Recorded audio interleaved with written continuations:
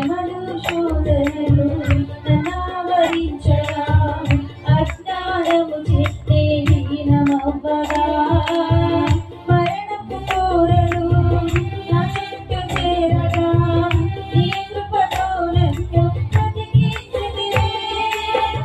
ఇంతగా ప్రేమించుటకు నీ పాటి రానను యేసయ్యా. ఇంతగా ప్రేమించుటకు నీ పాటి రానను యేసయ్యా. ఇందుకు ఎల్లప్పుడూ కృతజ్ఞతలు